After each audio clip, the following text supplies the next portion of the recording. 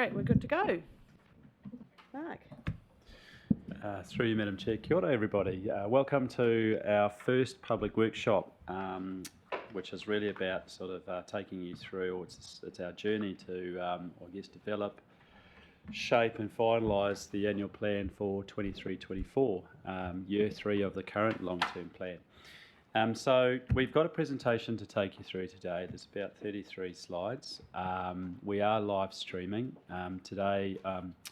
When I say we'll take you through a presentation, our CFO Ian Georgeson and myself will take you through the presentation.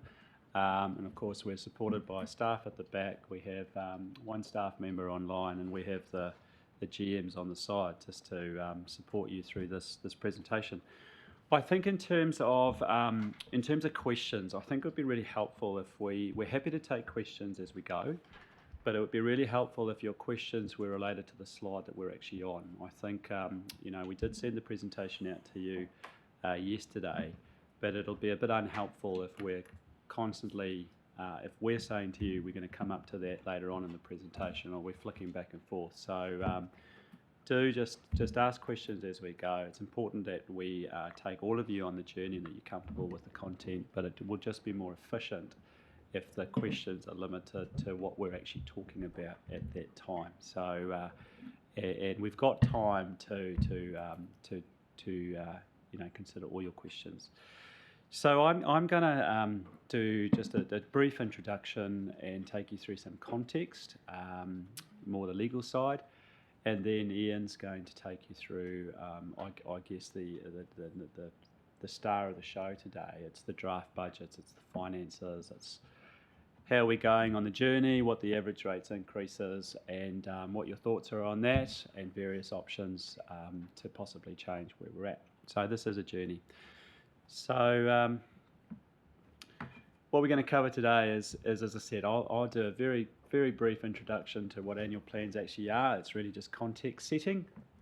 We'll then have a look at the financial strategy overview, which is a really good lead-in to understanding. Well, it's really the framework of today's presentation. When we look at the financials, it's structured and founded really by the financial strategy. The Council's significance and engagement policy, I'll take you through that relatively quickly, and the relevance of that is whether we're consulting or not. Has anything that we've actually looked at so far, is anything impacting the annual plan that is deemed to be significant in terms of our policy? Because if it is, we're consulting. So we'll have a chat about that. Then we'll take you through the draft annual plan budgets, and then we are at a certain point, and like always, there are options that we put on the table for you to consider and discuss. We'll have a brief discussion about fees and charges. It's not rates related, it's one of our revenue streams, but the higher you make fees and charges, the lower your reliance on rate, but then the opposite is true as well. And then, as we always do, we'll finish by just setting out what are the next steps in place. So we have a series of workshops, and ultimately we have an annual plan that we have to actually adopt on or before the 30th of June. So that's the lie of the land for the next couple of hours. So just in terms of some very basic information to do with annual plans. So we're currently in the 22-23 annual plan, but we need to have the 23-24 annual plan, which runs from 1 July 23 to 30 June 24. It's an annual plan, so it runs for 12 months, and it sets out what the Council plans to deliver and achieve for that 12-month period. And it also needs to clearly set out differences between what we're delivering over the next 12 months and what was planned to be delivered over the same period in the long-term plan. So that is prescribed by legislation. So our Local Government Act says that all councils must have a long-term plan, which is our long-term plan covers 20 years, but long-term plans are redone every 3 years.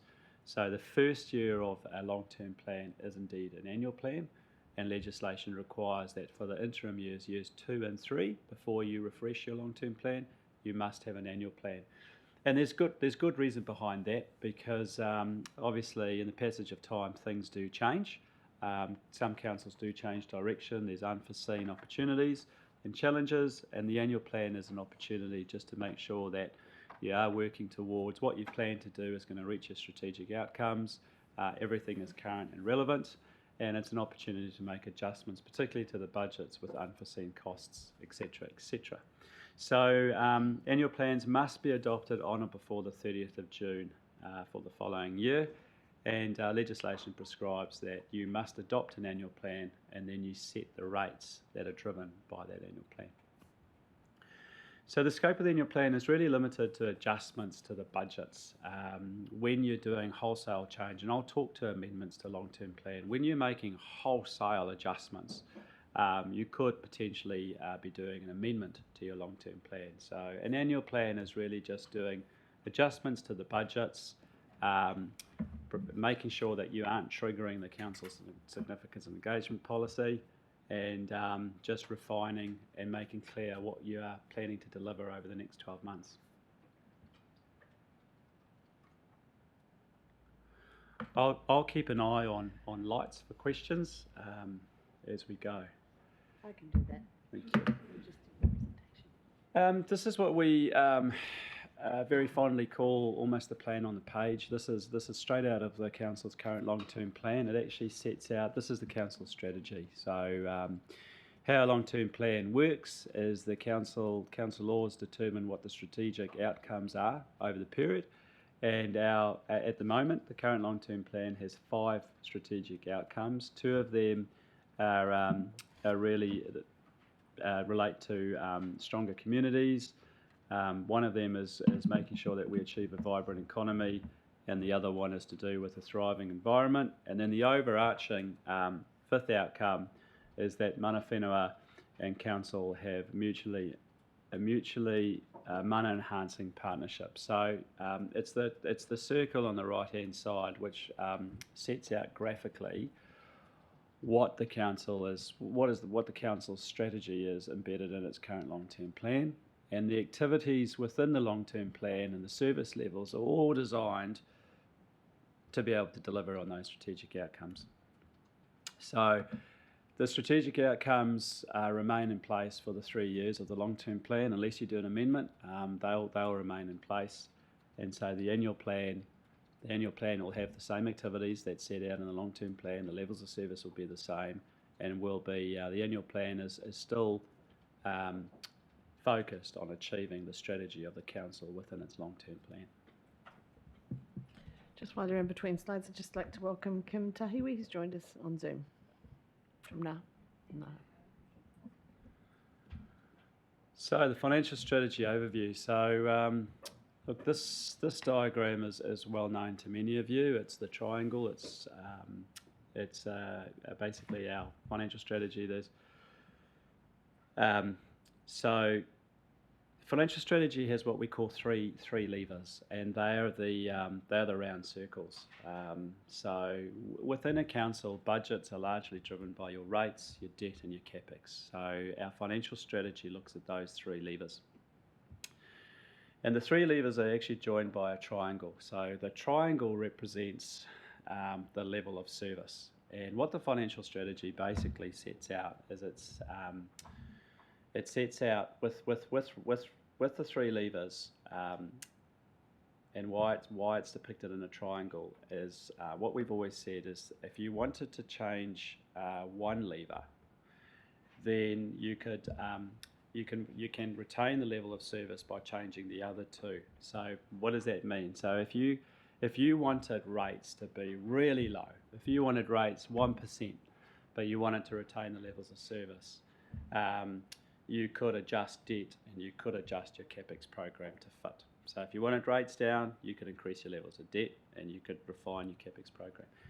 But if you wanted to change 2 levers, so you wanted rates down and debt down, you have to change the 3rd lever. So you can't have low rates, low debt, and a massive capex program because capex is funded through rates and debt. So that's the interdependencies between the levers and the levels of service. So the higher levels of service you have, generally it costs more. So the financial strategy is really about managing those 3 levers and understanding how they connect. Now, the Local Government Act also prescribes that your financial strategy must have target ranges and upper limits for these levers. So I'll take you through, I'll work clockwise. So if we start at rates, so the long-term plan for rates, the target range of our average rates increases per annum is between 3 and 9%. That's a target range. You can go over 9%, you can go under 3%. That's the target range. Our preferred range that we set out in the financial strategy is between 4.5% to 6.9%, and that's what we model all our debt on, and all the financials when we look at the capex, etc., etc. The long-term plan had an average rates increase, a published average rates increase for year 3, 23-24, of 7.9%. So moving clockwise down to debt. So debt actually has an upper limit. So the upper limit on our debt is 280% of total operating income. Our preferred range was either 250% of total operating income or below, and there's good reason for that. So we've got an excellent credit rating, and when you start to go above 250% of your total operating income, you put quite a lot of pressure on your credit rating. So we dipped below that and had a two grade upgrade. We went from A+ to AA. So the higher your credit rating, the lower your cost of debt through the LGFA. So we really want to retain it. Richard. Sorry. The effect of increasing or improving credit rating is what, percentage-wise, on your interest rate? And percentage-wise, it's hard to quantify, but through the LGFA, if you have got a credit rating of below AA, you pay 10 basis points more on your debt. So we've looked at this before, but generally speaking, it's about $250,000 saving per annum by having a higher credit rating, and it depends on your debt levels. And it depends on the market, but roughly speaking, it's saving us $250,000 a year.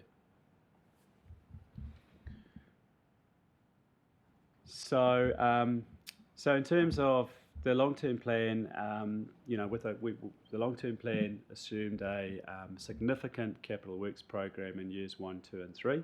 So by year 3, the long-term plan had estimated that our debt level would be at $282 million, our net debt, and was sitting at 252% of our total operating income.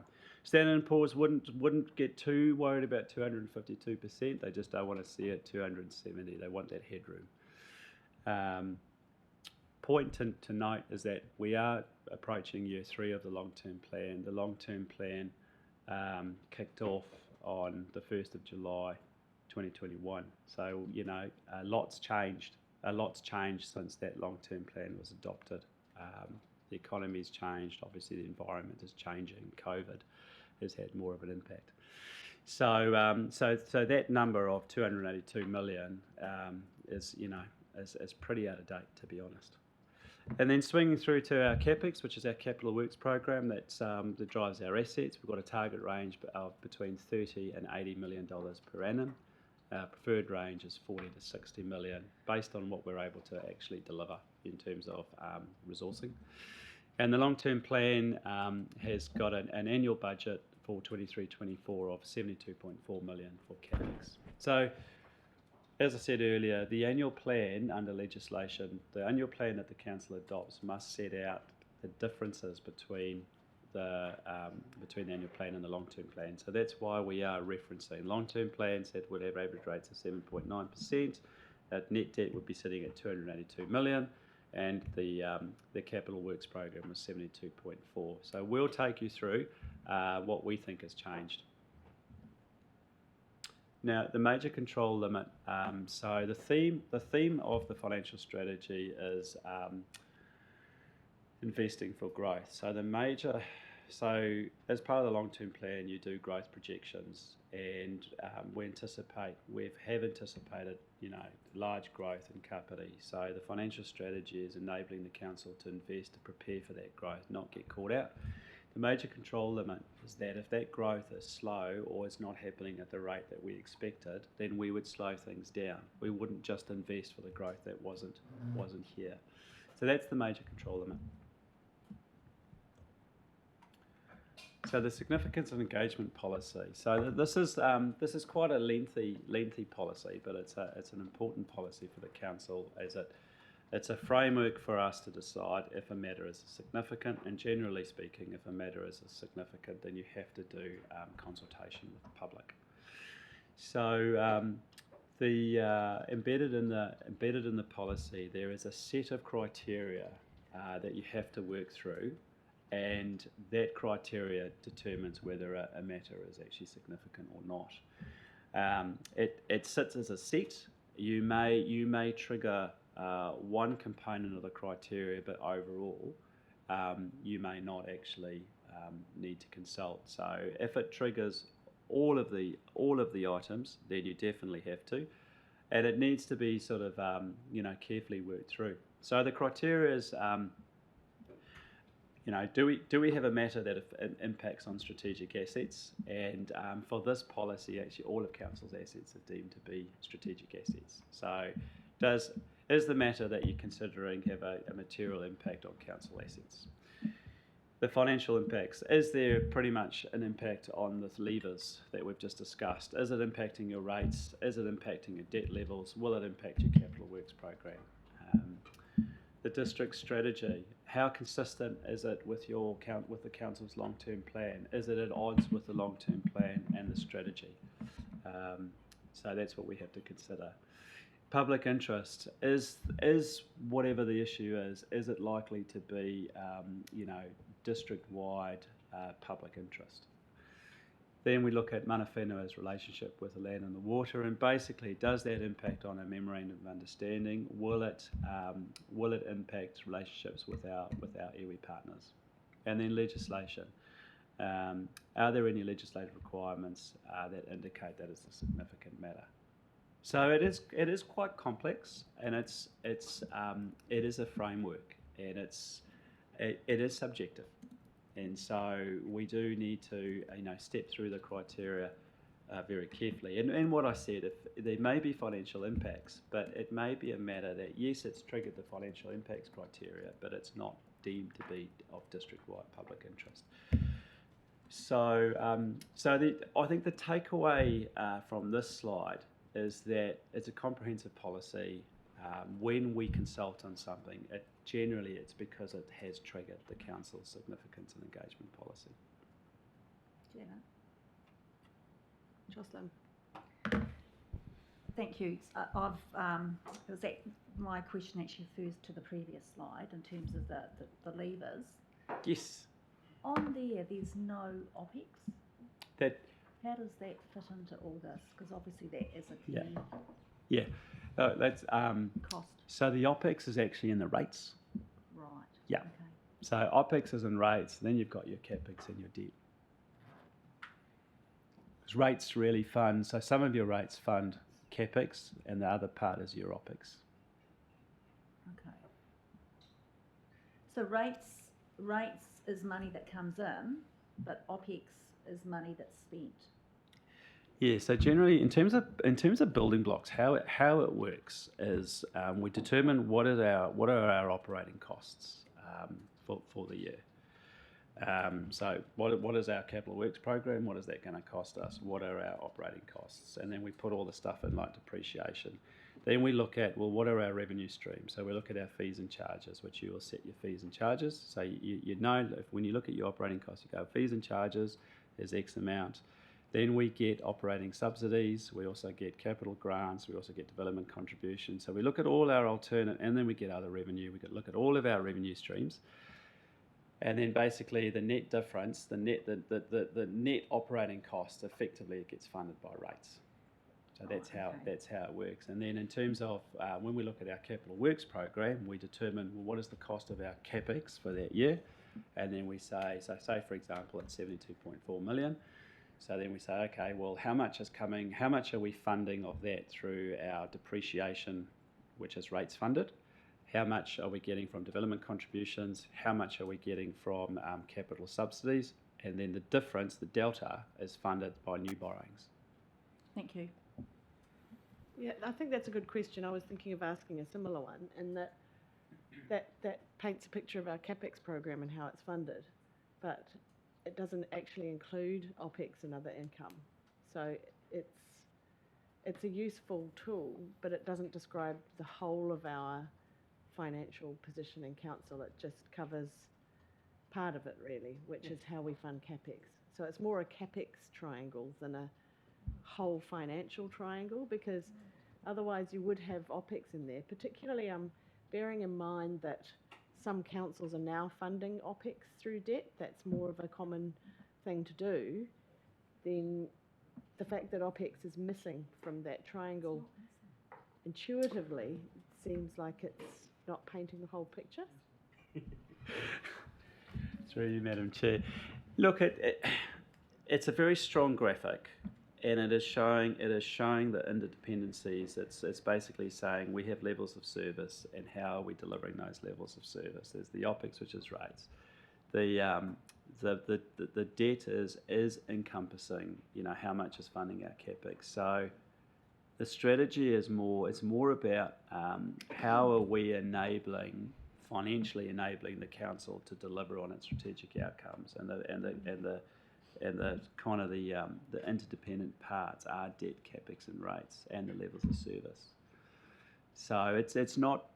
I mean, there's the financial strategy. But then in the annual plan and the long-term plan, then you get all those wonderful statutory financial statements, and that shows all your operating costs and stuff. And then your activity statements or your SSPs set out for each activity. What's the CapEx cost? What's the OPEX cost? How is it funded? It's funded through rates, fees and charges. So that's why long-term plans and annual plans can be quite large documents. Are we having a separate briefing on our financial strategy?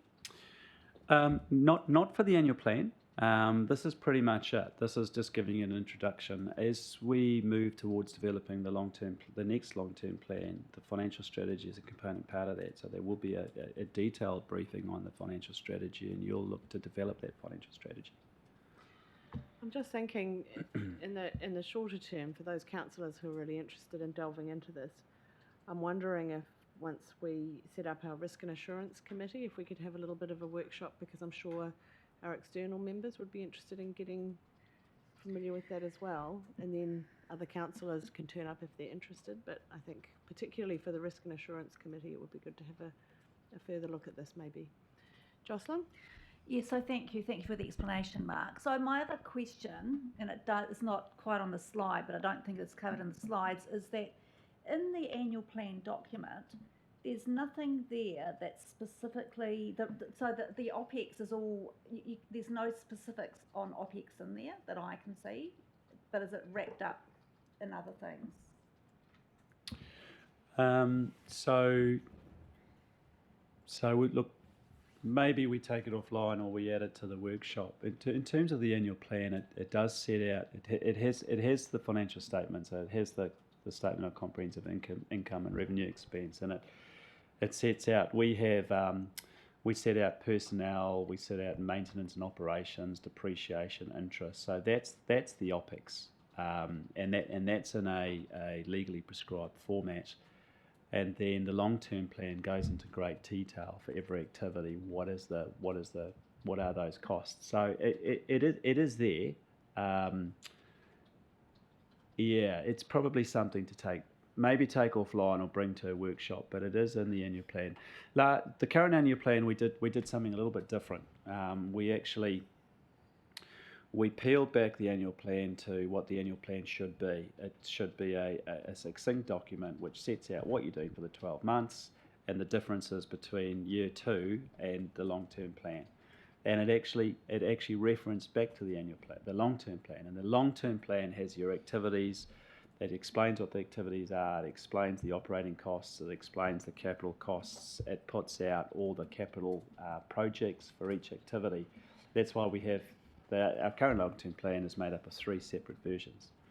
So whereas in the past, our annual plans have been a lot more detailed. We've put the activities in, we've put all that information in, but we actually we're very proud of our long-term plan, and we actually wanted the annual plan to be what an annual plan should be, a short document where you can clearly see what are we delivering for the next 12 months.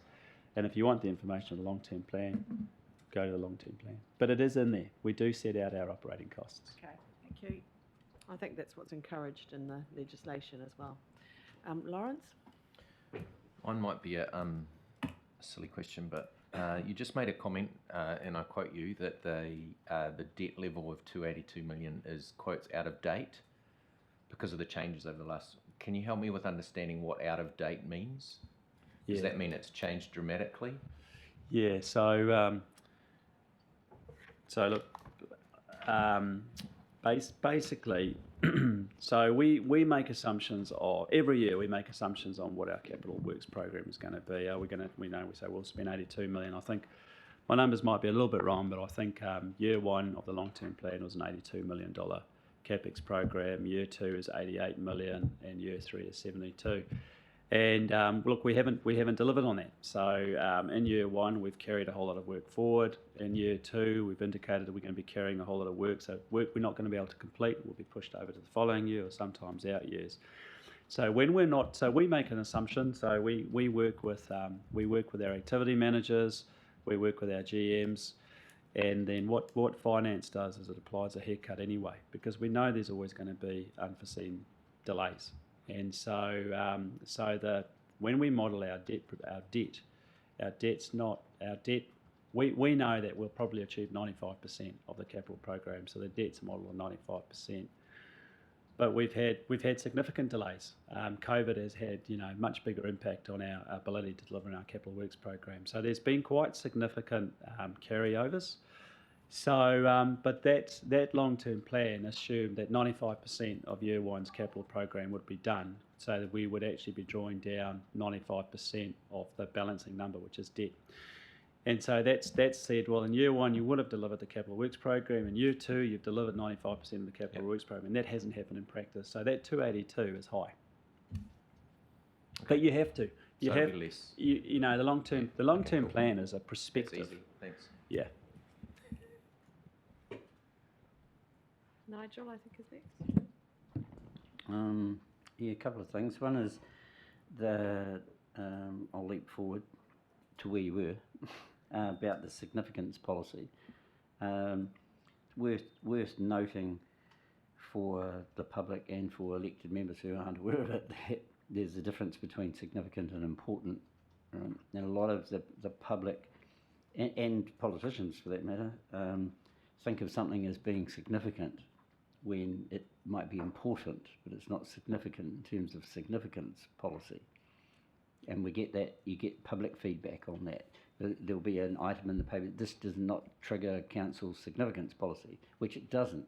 Doesn't mean it's not important, but it's not significant. So I think at some stage we need to have some comms around that as we go through the annual plan process, because especially the public portion of it, and it's also important for councillors to understand the difference between those.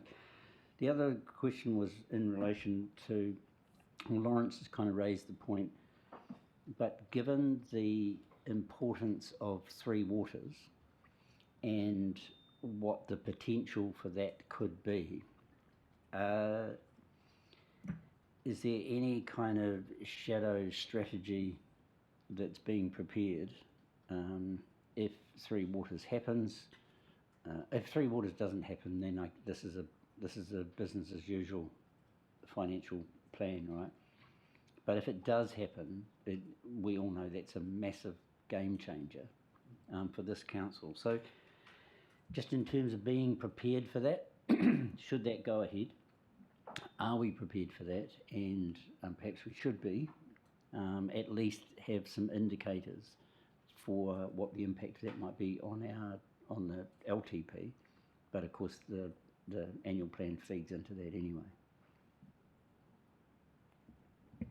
Through you, Madam Chair. So look, thank you, Councillor. I'll attempt to answer that as best as I can, but I might ask Sean to help me out. Look, it's a moving target to be absolutely honest. So when we briefed you just before we closed for Christmas, the instructions at that point in time were, the Three Waters reform takes effect 1 July 2024. The long-term plan that we develop for, the 24-34 long-term plan won't have the Three Waters in. Behind the scenes, officers, one of our neighbouring councils is preparing a long-term plan with and without the Three Waters. We were starting to have conversations that we may need to do the same. We need to approach the long-term plan, that we think about it, but we can easily take it out of the long-term plan if we don't need it. So that was our plan. So we were thinking about that. There's still information coming out from DIA. Our CE forum have been very clear. It's either in or out.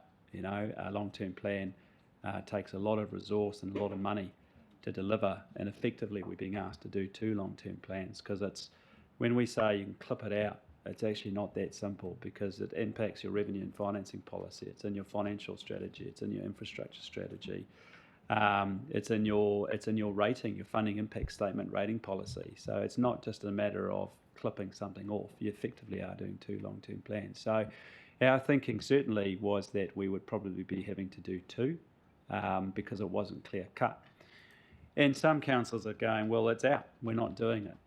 But at the same time, we're being asked for a whole lot of information, which includes the most up-to-date asset management plans. I recently saw some legislation yesterday that says that it won't be in the long-term plan. And no amendments can be done to long-term plans now that relate to the Three Water assets. So councils can't rejig everything now, do an amendment because of something that's changed to their Three Waters. So there's still quite a lot of information coming out, but something that I read yesterday is that there's some legislation saying that we must do a long-term plan that excludes the Three Waters. But on Monday, I was actually also saying to SLT, we have to do both. So I don't know whether Sean's got anything more to add, but we need to seek some clarity. But we certainly are thinking about it for sure. So we're thinking about it, but we're not at the moment doing 2 long-term plans. Would that be a summary? If I can just comment through you, Madam Chair. Yeah, as Mark says, these numbers are status quo. The coming financial year, Three Waters remains part of the operation, and we're working to the direction that will all change on July 24. But I was just going to note there is a lot of activity and a lot of information being gathered at the moment and provided through to DIA to support all of that around our asset schedules and all of the assets and liabilities that would be involved. So there's a lot of information gathering going on, and in particular with regard to debt, which is one of the key questions that we're all interested in, how much debt would transfer. That is there's a process that's been advised, and over the course of the next month or so we should get more clarity on that. So we've got an engagement with DIA around that to try and understand that. So I expect, as I say, over the next month or 2 there will be more clarity around the shape of what that all looks like and the impacts, and that will all flow through into the LTP development. Sounds like we're doing everything we need to in that space. Glenn, I'm sorry, when you turn your microphone on and off, you go to the bottom of the queue. So I've got Martin next. I don't suppose it matters right now, but for future reference. Be short, man. I'll be pretty quick. Look, just one's a clarification point. Just clarifying, Mark, depreciation that we have each year is used to fund the CapEx spend for that year, and then we borrow the difference. Is that right? Yes, through you, Madam Chair. Yes, that's correct, Councillor. So generally speaking, when we build an asset for the very first time, we fund that through borrowings. And then it's called an asset renewal. So when we spend money to renew it, to keep it basically operating, for its intended use, that then is funded through rates. The other question was, with regards to these programs being rolled over and the information that sits in the long-term plan, so the annual plans, does that distort the information that we put on there, or do we separate that out so it's quite clear that information, that those figures have rolled over and that the projects have rolled over with that as well? Is that quite distinctly? Yeah. Quite a distinctive thing for the community to see? Yes. Yeah, cool. Ben. To some degree, Lawrence's brilliant question was answered magnificently, but just to clear it for me. So that debt level is projected based on the capital works program for the next 12 months. So the debt level in the financial strategy was that particular one was projected to where we would be at for year 3. So it says like year 1 we've got a capital program of so much, we need so much debt. Year 2, so much debt. Year 3. So that's basically saying that is our net debt level at 30 June 2024. Yep, based on doing the stuff we said we'd do. Yes. And that will change depending on inflation and projects falling out or coming in. Yeah. And that's why we do annual plans. Yep. Okay. So if the councillors on behalf of the community decided we want lower debt and not as much capex expense. So for using the example, Aotearoa Park, if we decided that would be a good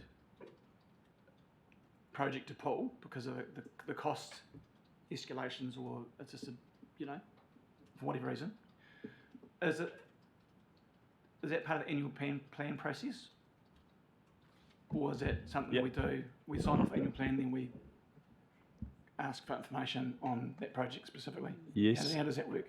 Yeah, so yes, it is. It certainly is part of the annual plan process. So later on in the slides, we'll show you what the capital works program is. So it's basically this is what we've planned in this year. These are the capital projects. Some of those projects have been carried over from last year. So as part of the annual plan development process, you get to have a look at what's in the capital works program, and you get to decide if you want to take anything So out. it's coming up in the slides. Yep. Yeah. Okay. And we can loop back Yep. and make So sure that we roll this capex So my last discussion question: if we drop debt and don't have as much capex expenditure, does that necessarily mean that our rates could be lower, or is there no correlation? Just Oh, look, so in terms of capex, a 1% impact on your rates, you've got to take approximately $25 million out of your capital works program. So you've actually got to take quite a lot out of your capital works program. Debt is based on, if you reduce your debt, obviously you're reducing your finance costs. That does have an impact, so that'll reduce rates. So changes to debt do definitely have an impact on rates, but you've got to make significant changes to your capital work program to have a meaningful impact on rates. Yeah, great questions. Sophie? Just a couple of questions around the significance and engagement policy side of things. So is the only opportunity we have to review this through the long-term plan process or through the annual plan process in terms of the criteria for what meets or for what makes up the policy? Yeah, so look, great question. So look, typically, the answer is you can review the significance and engagement policy whenever you like. Yeah, it's a policy that is owned by the council. So if you wanted it to be reviewed, we would. Typically, what we always do is every 3 years, as part of the long-term plan, we actually do review all our policies and we'll consult. So we've, in the last long-term plan, we consulted on changes to the rating system. We consulted on our development contributions policy. We consulted on the significance and engagement policy. So generally speaking, the practice of this council has been that every 3 years we do, but there's nothing to stop you. Well, if you wanted to review anything outside of the long-term plan cycle, you can. Yeah. Cool. Great. And in terms of just Sorry. one more question on that. No, it just popped into my head then, so sorry for the late entry of it. In terms of the process of developing the long-term plan, from recollection though, we didn't have specific workshops around each of these policies, so there wasn't really the opportunity to kind of dive deep, which I think would be quite useful and potentially avoid some of the questions that crop up kind of in between the cycle, or where there might be a disconnect between what people think that they can contribute to and like when that can happen. So I think this is one of particular interest. So in development of the long-term plan, if there was the chance to do that, have a deep dive, I think would be quite useful. So through you, Madam Chair. Generally speaking, as we take you through development of the long-term plan, we in the past what we have done is we have done a briefing on the significance engagement policy, and like always, council officers make recommendations. So the significance engagement policy didn't actually, it's quite a broad-reaching. It is a broad-reaching policy. Part of what we bring to the table is we do a scan of all the other significance engagement policies across all the other councils. Is there anything in legislation that is means that we do have to change the significance engagement policy? So that policy didn't. There wasn't a huge appetite from the council of the day to make wholesale changes to that, but we did have extensive sessions on the rating system review. Even the development contributions policy, there wasn't anything significant to change. So we are guided by yourselves. We do bring that to the table. We do make some recommendations, and I've heard what you've said. Absolutely, if that's what you want, if you want deep dives in those, absolutely, we are guided by you. It is your long-term plan. So Yeah, so I've had two things that we kind of want to have a further look at, and one's the financial strategy and the other's the significance and engagement policy. And I think the message is that the sooner that can happen, the better. Yeah, so that people understand it. And maybe it's how we're looking at it too. Like with the significance and engagement policy, it might be good to have a look at some concrete examples of when it might trigger and when it might not, rather than just a theoretical look at it. Just let's look at how we have that conversation as well. Let's move on with the slides. So this slide is just going into a tiny bit of detail in terms of it's just focusing in on the criteria. So the strategic assets, council would incur capital expenditure more than 25% of the value of the strategic asset relevant to the decision. So if you're wanting to change something to an asset that's already provided for or exists in the long-term plan, if the change that you were advocating was more than 25%. So if you had planned to build something, for example, and in the annual plan we've actually now worked out that we're going to spend more than 25% of the original budget on that particular asset, then that would trigger that part. It doesn't necessarily trigger significance engagement, but it's basically saying if your intended spend on an asset is 25% more, then have a look at that. Then in our finances, it's quite a big list there. It's four items, and we've given you some examples. So council would incur capital expenditure more than 1% of the total value of council's assets. So council's assets total value is 1.9 billion. So if you were increasing your capital works program in this annual plan by $19 million over and above what's already provided in the long-term plan, then that would be a tick. We'd be saying, whoop, okay, we've triggered that one. Council will incur operational expenditure of more than 5% of its annual budget for the year. So the operating budget for year 3 in the long-term plan. So it's all reference to the long-term plan. So year 3's operating budget's 101.9, so just under 102 million. 5% equates to 5.1. So if we had unbudgeted operational cost pressures of $5.1 million or more, then there would be a little tick against that one. Council would breach its long-term plan debt limit, so we've got that upper limit of 280%. So the debt actually has an upper limit. So if we were going to go over 280%, we'd have a little tick there. But that wouldn't in itself mean that we've triggered. We'll just be working through. We have got some concerns about the finance triggers and the significance engagement. So remember, you've got to consider it as a set.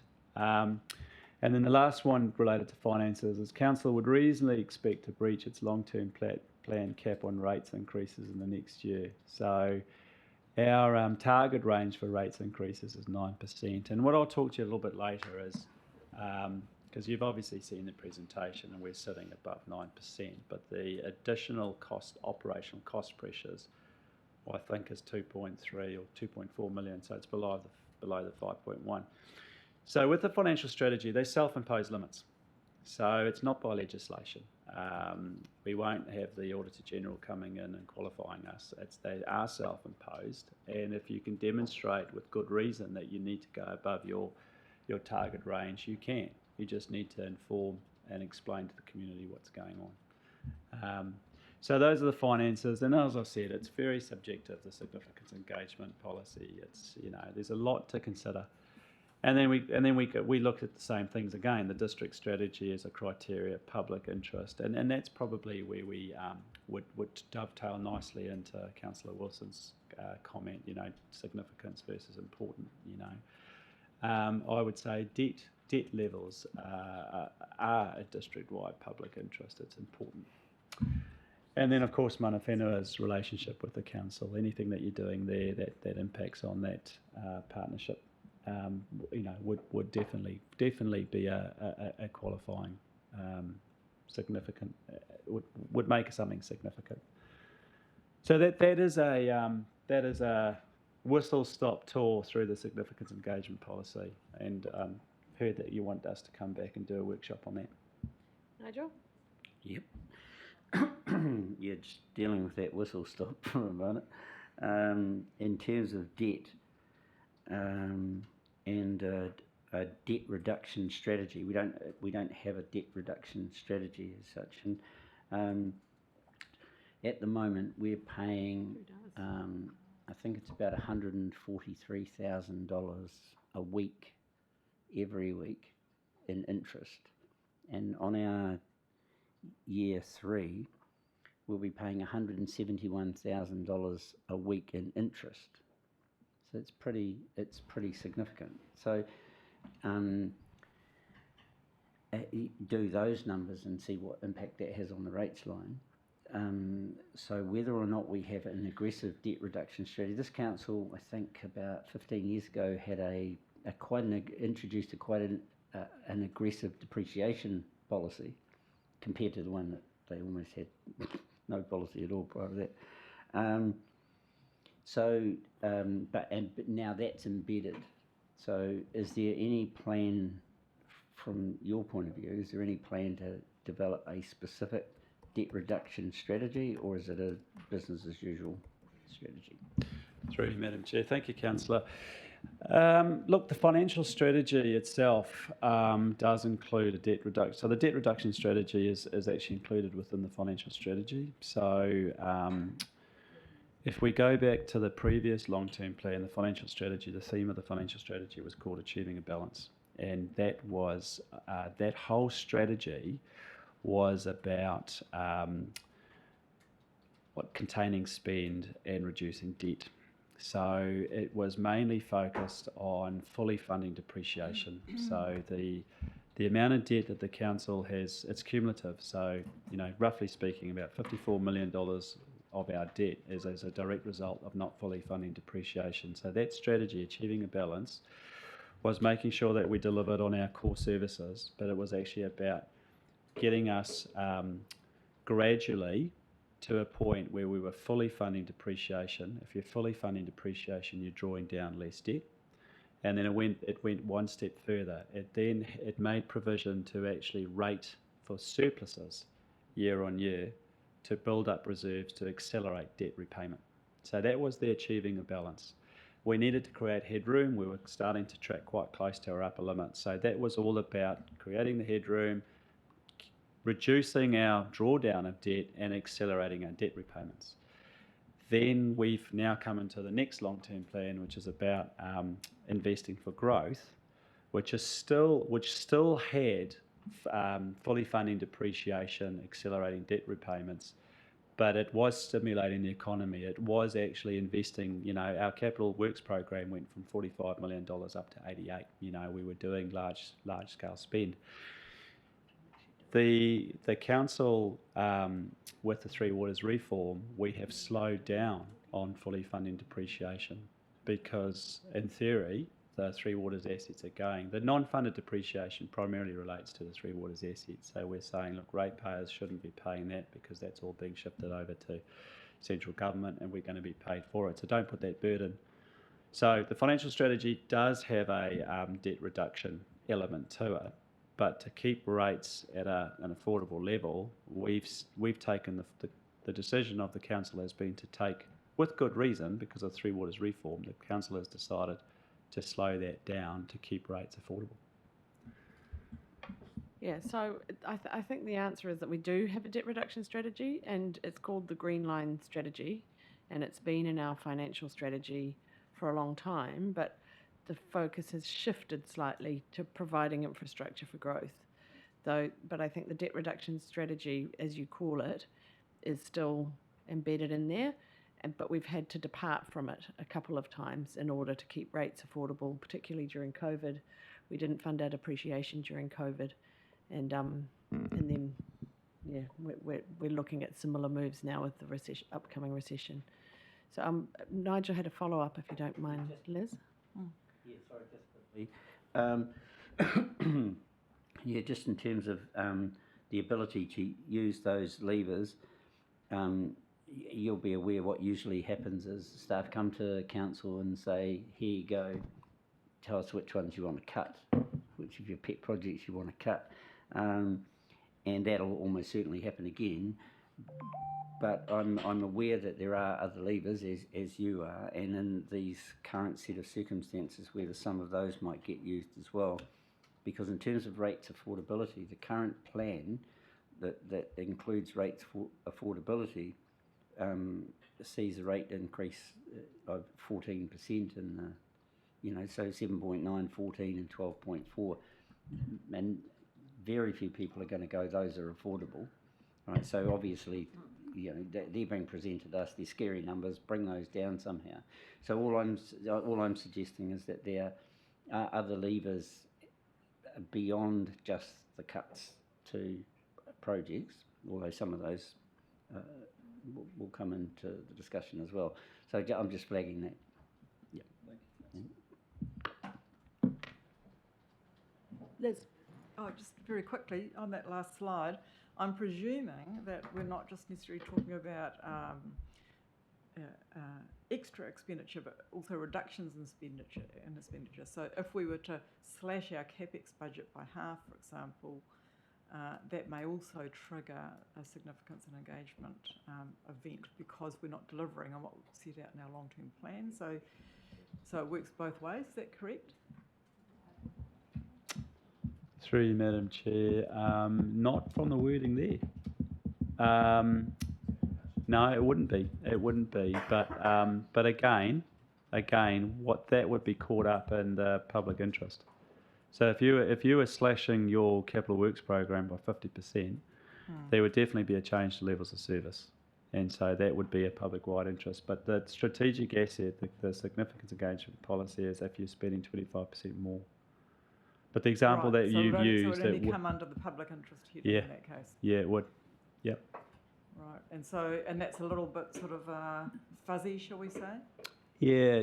Well, it's subjective, right? And that's why we'd bring it to your table. You would have recommendations, and you would decide whether or not. So because it's a whole set. One of the points to make, and we will get there, is if you decide that actually on balance, it is a significant matter because you satisfy yourselves that it hits a lot of the qualifying criteria, then there's consultation.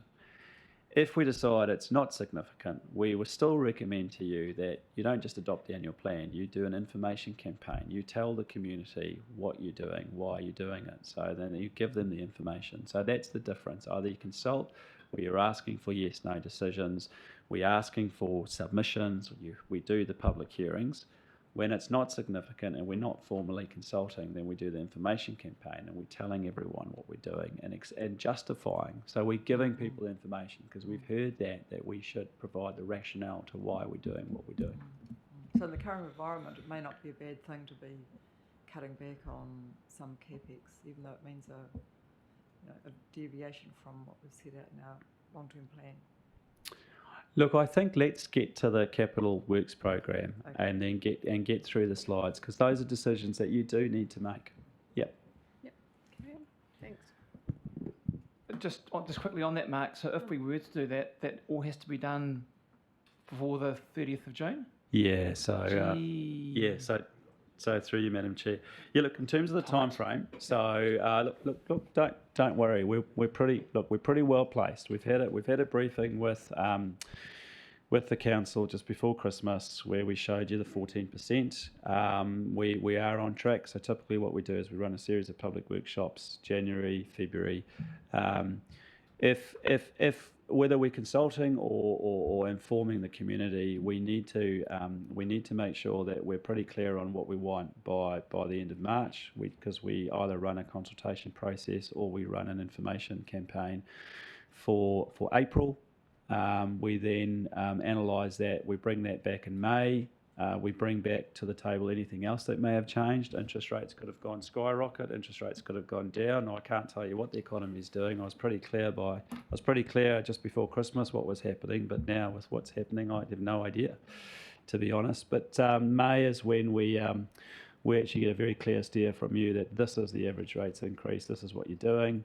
And then in June we go and we produce that into a glossy document, and then we adopt it. So it's no different to every other year. Yes, we've got quite a lot of work to do, but that's why these workshops, these public workshops, are so important. So that's why before we wrap up today, it is a public workshop. You can't make decisions, but we'll be asking for very clear direction.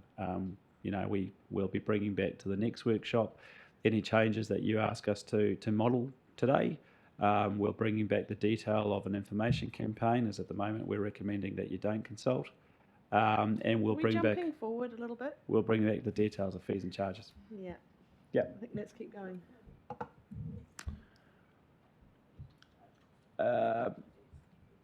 Yeah. So basically, just this slide, it's just saying, look, if you have triggered your policy, you must consult. It's an SCP. And then there is also a provision in the policy that if you do have a matter of significance, but the benefit, the cost of that outweighs the benefit of public consultation, the council under legislation is allowed to actually just make the action, make the decision. You don't have to consult. So it's a major control override, which has never happened with this council.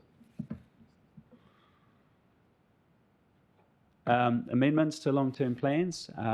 So this is provided for in the Local Government Act. The Local Government Act actually isn't specific on what triggers an amendment to a long-term plan.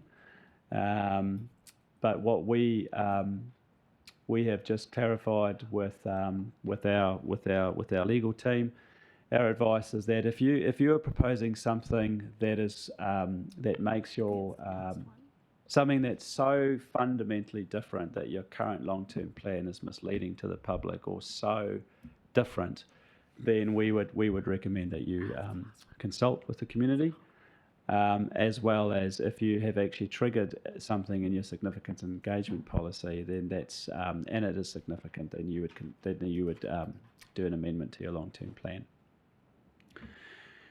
Changes to service levels, as I've said, so your long-term plan does define your service levels, and you normally revisit that every 3 years when you develop a new long-term plan. You don't typically change your service levels in the annual plans.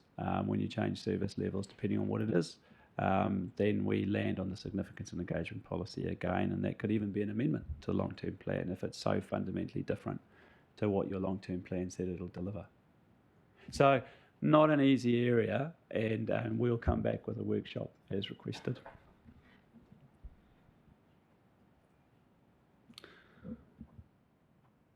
We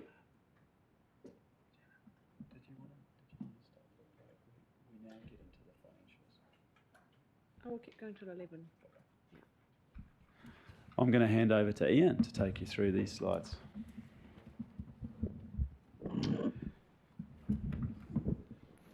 How do we work this thing? Oh, it's just that way. Right. Okay, thanks, Mark, and morning, everybody.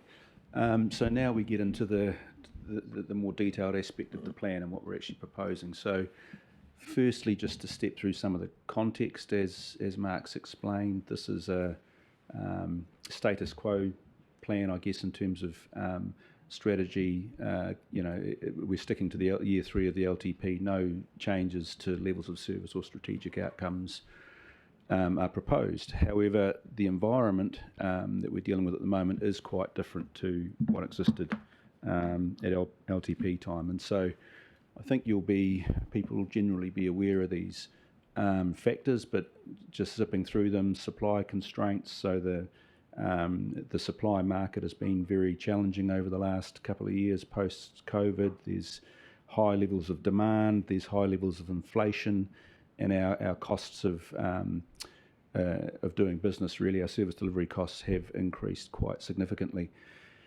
Asset revaluations are a key factor. They're a direct flow on from the higher asset costs. So basically, what happens there is we're required to revalue our infrastructure assets, and that's essentially driven by, in the first instance, replacement cost. So as those replacement costs go up, so ultimately the value of the asset goes up, and then consequently the depreciation that runs off the back of that increases. So we've had some very significant revaluation increases over the last 2 years, actually. We're in a competitive employment market, very strong demand from Wellington in particular. Our unemployment levels here in Kapiti are very low now, I think 2.3%. And so recruitment and retention has been challenging and will probably continue to be. Short-term interest rates have increased very sharply over the last 6 months or so. We are well hedged, so we have a treasury management policy that sort of guides us on this. We're required to hedge between 55%, I think it is, up to 100% of our debt book, and we've always maintained around the 80%. We're currently 78% hedged, so which essentially just means it's fixed. And however, the other 22%, plus any growth in debt as we go forward, we will have to fund through the market and is exposed to the current market rate. So that's had quite an impact. Annualised CPI, you'll be aware, currently running at about 7.2%. So that's certainly had an impact. Although I'll just note, to try and put some positives on this, that the economic projections are that CPI will come down over the next 12 months in response to the interest rate increases that we're all experiencing at the moment. There's commentary around, or general agreement, I guess, from economists that we're likely to be heading into a recession mid to late 2023, although I just note again that Kapiti's specific performance has been strong, and right now we're sitting on a very low level of unemployment. Jocelyn? Thank you, through the Mayor. Thank you, Ian, for this. So just a question in relation to the rates. You mentioned how there have been significant rises over the last 2 years, but I thought that the rates that, well, I suppose the rates were based on the valuations done by the government, which was done in 2020. So is that correct? Sorry, I'm talking about the revaluation of our fixed assets on our books, so of our infrastructure assets. Right, I think you're talking about the property revals. Yes, yeah. So when is that done on an annual basis, or how's?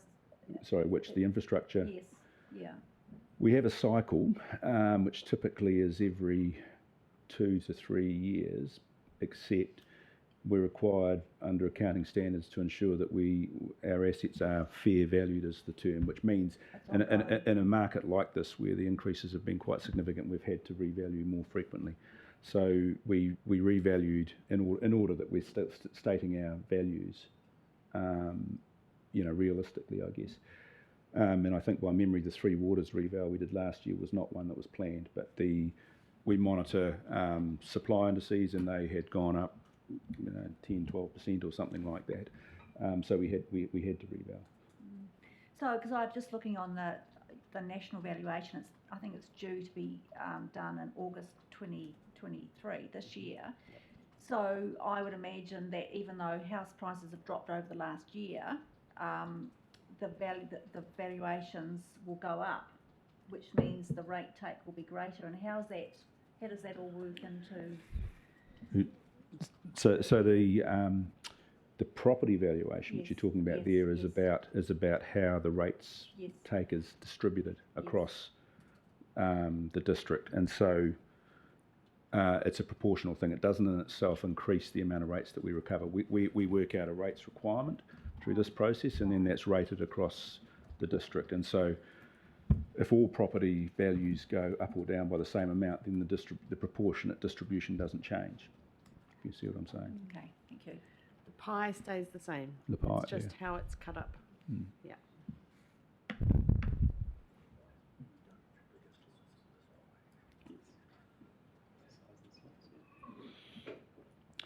So just carrying on, the result of the work we've done to date, you'll see is a draft 12.4% increase, and I'll take you through the detail of that in a minute. I'll just note there was a briefing pre-Christmas where the headline figure at that point was about 14%.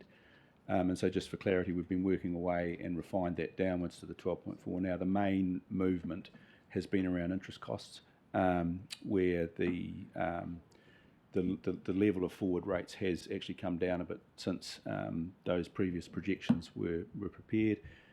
The trajectory is still the same, higher than historically, but the levels of increase not quite so high. And we've also, revisited the modelling that we do around that. And so we felt we could drop that budget by about $1 million, which is the main reason that we've got this reduction. And then there's also a slight adjustment to depreciation where state highway assets that we had previously expected to all vest this year, we think there'll be some delay, and so therefore they won't. Some of those assets won't come onto the books until the following year, which means we avoid the depreciation for next year. Just noting, you'll see in a moment when I take you through the diagram, the big chunk of the increases are driven by these economic factors, and in that we are not alone. So other councils, I know, comparing notes with colleagues, everybody's facing these same pressures. I've noted Wellington 12.8%, they're out in the public domain with that a week or so ago, and others will be coming out shortly. But as I say, these sorts of pressures are very consistent, I guess, across the sector. So this diagram is just comparing. This is all looking at the 23-24 year. So just noting the LTP assumed 7.9%. That briefing pre-Christmas, we presented 14% to you. Today we're saying 12.4. And this diagram takes you through the main movements that make up that 12.4 increase. How do I make this thing point? Oh, you press the button there. Right. So it starts on the left-hand side there with the current rates take in the current year. So this is reconciling from the current year's rates take through to what we're proposing for next year. So we start at 83,600,000, and then as we move through the main drivers, the initial block there, 2.7 million, which equates to 3.3% increase on the rates. That's the effect of inflation. I've got a subsequent slide on that. So this is the inflation that's been increased. So what we do here is we take our lead from Burl, who produce these cost indices to assist local government in their budgeting and forecasting, and traditionally we adopt those rates. So they're listed there. You can see the left-hand side what the LTP assumed. The next column is the Burl rates that were released in October last year, and essentially we've adopted those rates through the various categories. The one exception is staff. You can see towards the bottom where the Burl rates at 2.6% we didn't feel were realistic, and so we've allowed a little more there, 3%. So the total of that lot is 2.7 million. Just noted at the bottom some examples just to illustrate this of the types of contracts that have inflation adjustments built into them. So, for example, the road maintenance contracts, street lighting, property leases, cleaning, security, etc. And I guess the problem if we don't inflate is that we lose our real purchasing power, basically, because these contracts will increase and our money will just get eroded. We will end up with insufficient budgets to meet those costs. So that's the 2.7 million there. The next item, depreciation, which is 3.3 million, which equates to 3.9% on rates. So again, I've got a little breakdown of that. Essentially, we're starting with the projected depreciation off our existing assets, which is around 25 million. and the movements that we're anticipating for the coming year. Firstly, there's the effect of this year's program. So essentially depreciation, CapEx this year results in depreciation in future years. So we're estimating that that will equate to roughly $2 million flowing on from the CapEx that's occurring now. And we've just broken that down for clarity into the Three Waters component versus the rest of the program. And so you'll see later on, we want to have a further discussion about that item. Then we've got this revaluation impact, which I mentioned. So we're due to do a roading reval at the end of this year.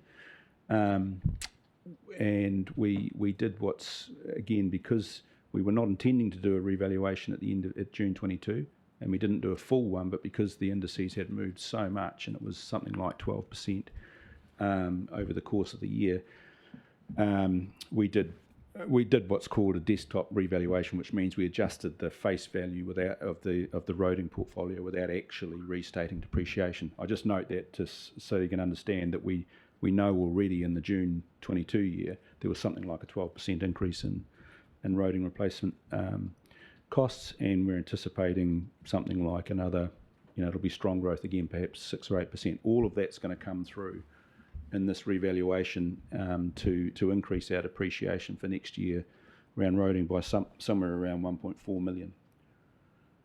So a big driver of our increases. And then we have the State Highway 1 assets vesting across. That number's been revised downwards from what you saw pre-Christmas. But as those assets complete and pass across to us, they go onto our asset register and they generate depreciation, which needs to be rates funded. So we're seeing 150,000 there. So the net result is that $3.3 million increase. So back to the diagram, that's the depreciation lift, and the next item there is interest. So as I mentioned before, we're 78% hedged, probably more highly hedged than most councils. So we've actually been relatively well protected from what's happened to interest rates in recent times, but we are exposed on the balance, and any new funding that we take on will have to be at market rates. And so when you multiply all that through, and that's all factored on the draft CapEx programs that are in here, so if there was a change to those programs that you'll see later, then all of this would have to be recalculated. But the net result is that our interest costs are projected at the moment to go up by somewhere around 1.4 million or 1.7% of rates. Then we have this other category which we've called operational costs, and it's essentially items that don't fit into other categories. There is a breakdown on that. We've sort of categorised it by theme. What I would say is we had a process pre-Christmas with which we ran with the senior leadership team, going through internal budgets essentially, and considering proposals to put forward for funding. But given the environment, this general environment was obviously understood, and the magnitude of the rates increases that we were already looking at, driven by these other factors. So there was a pretty restrained view taken, to be honest. So not a great deal was included. What sits in behind the 2.3, the biggest single item, is a $600,000. It's essentially it's the annualising of the staff costs that came through in the previous annual plan for the current year. So for the current year, through that annual plan process 12 months ago, there was a number of additional staff were approved, and we didn't fully fund those because we knew the recruitment process would take some time, and so we essentially funded them for say 8 months of the year or whatever it was. It was a $600K credit that was taken off that, and that was done in order to to ensure we didn't overrate, I guess, in the current year. But of course, the problem with that is that as the full costs come through, those staff are now on board. They need to be fully funded. So that's 600,000 of that 2.3. And the rest of it really is a number of what were considered high priority initiatives. that have been put up, and it includes a range of things. But for example, resourcing around Takatai, Kapiti, resourcing to support our engagement with Wellington Regional Forum, etc. Those types of things. So there's a series of items that sit in behind that. Quick question. Yep. So just reading between the lines there, are you saying that most of that is increased staff cost? Some of it is, yep. As I say, this. Like the bulk of it, or? Well, the 600k, as I say, is a consequence. The stat staff cost is a consequence of the decision made last year. You take that out, perhaps half of it. Thank you.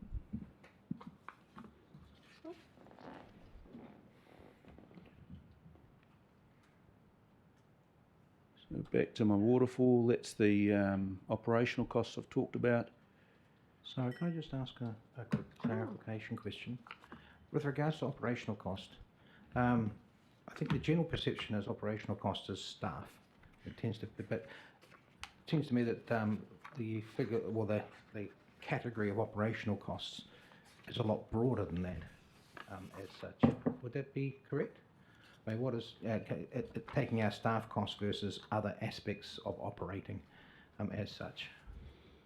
But the primary expense in operational costs will be staff, but there are a whole heap of other costs associated to the operational costs as well. Is that correct? Yeah, there are. It's essentially the category where we've captured things that don't fit elsewhere on that diagram, really. So there is definitely the staff cost in it, but it's not all staff. That's a good point. Yep. Just really. Thank you. Just really quickly to your point, Martin, it's also the operational cost, previous decisions that are now impacting on the coming year. So in making decisions, we need to be mindful of consequence that lead into outer years. It's a really important note. And so the final item on the diagram is NZTA renewals, or Waka Kotahi renewals. So this is a little bit of a technical one, but we get funded 51% by Waka Kotahi for our roading expenditure, and for expenditure on renewals, that is a credit against rates. So because we're getting the money from Waka Kotahi, we don't we deduct it off the rates requirement. And what's happened here is we had a higher than normal renewal program in the current year. So the current year's rates had a slightly higher than normal credit, and that doesn't repeat. They repeat the level of activity returns to a more normal level next year, and it leaves us with this shortfall, which as I say, because we're reconciling from the current year to next year in this diagram, it pops out as a moving part. So it's a wee bit technical, but it's part of the mix as well. And so the sum of all of that lot comes to your 94 million, is it, which is a gross 13%. And then off that we deduct anticipated growth. This is additional titles coming onto the rating database. So to the extent that we have growth, we're able to spread the rates burden across a greater number of properties. So that has the effect of reducing the average increase for existing ratepayers to the 12.4%. And I just really, to summarise, we've noted down the bottom there just what 1% equates to for clarity, but also just re-emphasising what we've called non-discretionary increases, those economic factors which between them total basically 9% of that 12.4. So it really is the key factor. Those items are the key factor in all of this year. Nigel? Yeah, so that number, which equates to about 500,000, I guess. Yeah. Plus 1,000.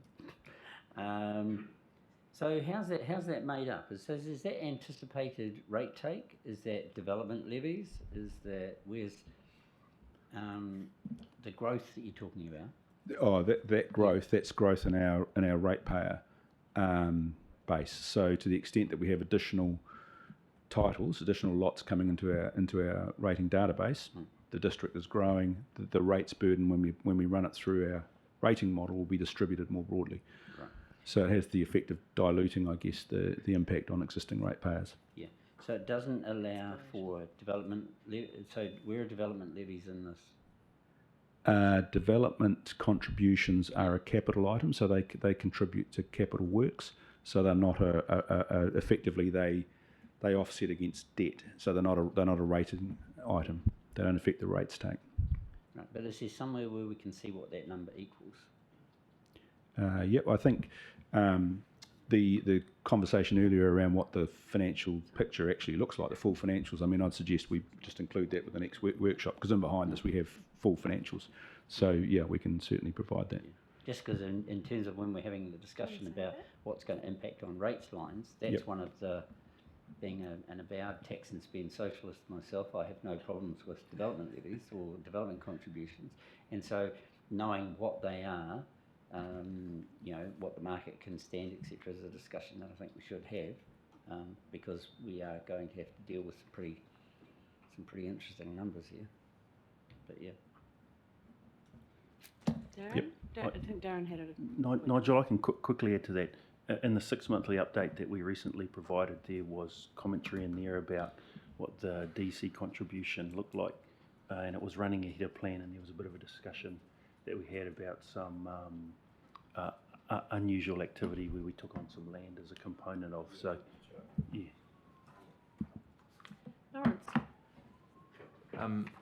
I'd be really interested, and this is just for me, with more detail around the staffing breakdown.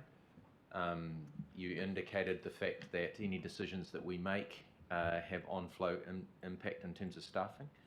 I think it would be really helpful for us as predominantly new council to have a bit of a breakdown on staffing, where we're staffed, what they're staffed for, those kinds of things, and how much that's costing us, and how much that potentially is increasing our costs in particular areas, particularly as we're looking forward and as we get into the long-term plan, knowing that our decisions have ongoing impacts that sometimes we don't see now.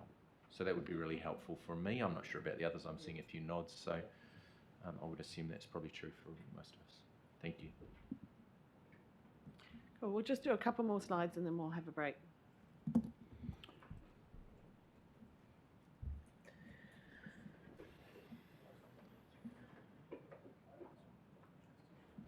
So this slide gives you a comparison of what this draft plan looks like compared to year 3 of the LTP. So this has picked out some of the line items that you've been talking about, and it's just on the right hand side there, we're just mapping out what has happened, from left to right, what has happened year 1, what the current plan is year 2, and what this plan includes for year 3. So currently it equates to 94.6 million of rates take, which compares with 92.1 in the LTP. Obviously, the level of increases is significantly higher than was predicted in the LTP. So we're at 12.4 at this level after gross, compared with 7.9 in the LTP. CapEx program in this plan, which we've got a few slides on shortly, 88 million versus 72. I'll just note for clarity there, the 88 includes 9 million of IAF funding, which was approved after the LTP. So that was for the developments up in Otaki. And so if you adjust for that, I guess an adjusted comparison is 79 plays 72. We can go through that in more detail shortly. Depreciation is similar.